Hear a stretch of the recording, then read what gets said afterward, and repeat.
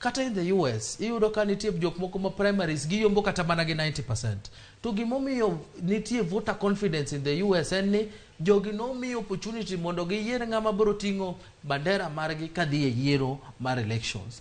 Mano ok timre Kenya ka. Kata kobedo ni jok moko ok time, kata mana jo UDA ok time, NC ok time, to wan ahinya nikech wan king'iyo manifesto mar ODM en ni wagore ne electoral justice. To electoral and social democracy, wagore ne social democracy. But social democracy kaka ideology marwa ok nyal bedo ka wan okwa preach. Ok de ka koro Mackenzie gimomiyo koro sani wakete tesre ni onyiso jopiny ni kik uchiem to en odiochieng' ariyo e week kende moko chiem.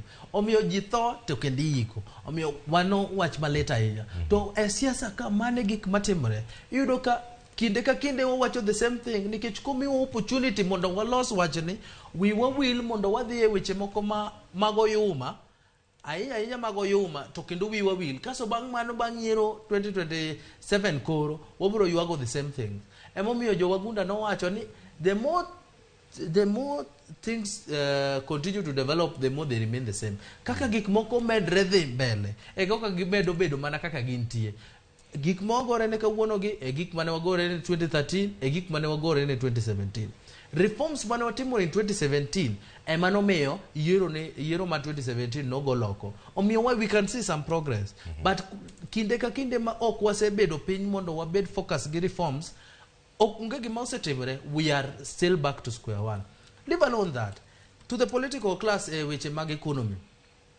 Kako wadwa no se wacho ni tie reporde ma mopogre maka obedo implemented wanyalo solve problems manie Kenya kate. Kenya kate.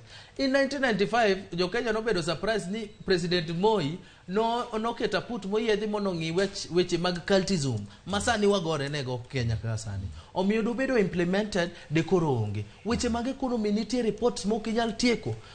Nitie jolony ma bendo osegolo Kenya e okang' ma chalo kumoro to dhi kuonde machielo.